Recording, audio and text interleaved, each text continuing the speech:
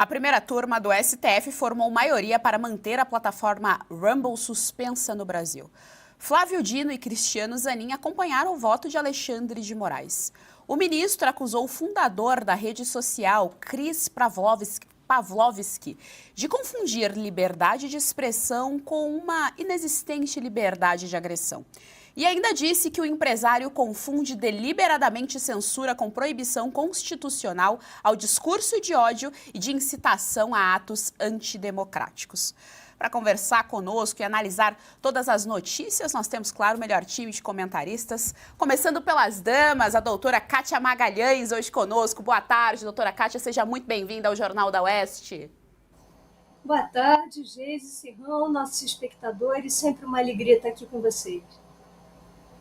E o nosso querido Jorge Serrão conosco, hoje também nosso mestre. Jorge Serrão, boa tarde, Serrão, seja bem-vindo ao Jornal da Oeste. Saudações, Kátia e Geisiane. Hoje vai ser divertido. Muitas decisões supremas para debatermos aqui no Jornal da Oeste. Olha só, decisões supremas, doutora Kátia, não tem como não começar pela senhora. Tá aí, ó, decisão de suspender, né, mantida a suspensão da plataforma Rumble. Vale lembrar que é aquele esquema da primeira turma, né? A primeira turma formada ali por Flávio Dino, o Zanin, enfim, essas pessoas aí estão na primeira turma, tomaram essa decisão e, de acordo com eles, o Chris, que é o CEO do Rumble, que já mencionou ali nominalmente Alexandre de Moraes na plataforma X, diz que ele está confundindo com liberdade de agressão. Doutora Kátia Magalhães. Ai, Geise, só as manchetes do jornal já mostram que a gente está vivendo uma tremenda distopia. Pois é, eu gostaria muito que o senhor Alexandre de Moraes viesse aqui, viesse ao jornal, me ensinar a todos nós juristas que combate constitucional é esse, a tais discursos de ódio. Não existe isso. Liberdade de expressão inclui também liberdade de agressão, seja lá o que isso signifique. Por quê? Porque na lei brasileira nós temos os 3 crimes contra a honra ali à disposição de eventuais ofendidos, temos toda a parte civil, a justiça civil à disposição também dos eventuais ofendidos para a busca de ressarcimento, perdas e danos morais, etc. Então, liberdade de expressão liberdade de agressão, sim, isso é uma baboseira que o senhor Alexandre de Moraes e seus cúmplices, né, ou ditos pares, mas a gente chama cúmplices mesmo, vive repetindo. E agora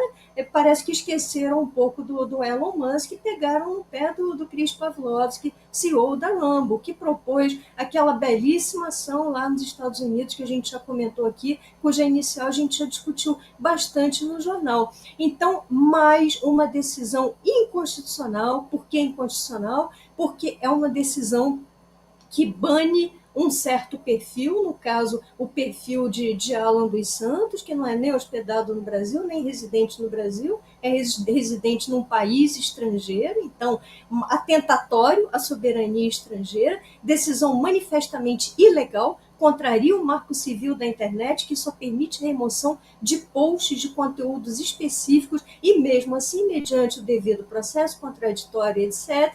E, na pior das hipóteses, ainda que se pudesse falar em algum tipo de banimento, de exclusão de perfil, Alan dos Santos não tem foro privilegiado, da mesma forma como não tem o CEO, a diretoria da Rumble, ninguém tem para ser julgado em grau originário por ministro do Supremo. Mais uma vez, a nossa cúpula judiciária nos envergonhando. É importante deixar o registro aqui para a nossa audiência, né, que a votação final acontece na sexta-feira, dia 14, será por plenário virtual, aquele home office gostoso, então será plenário virtual. E da primeira turma, só quem se manifestou foi Zanin, Moraes, evidentemente, e Flávio Dino. Faltam ainda, portanto, Carmen Lúcia e o Fux, né? Luiz Fux ainda falta se manifestar.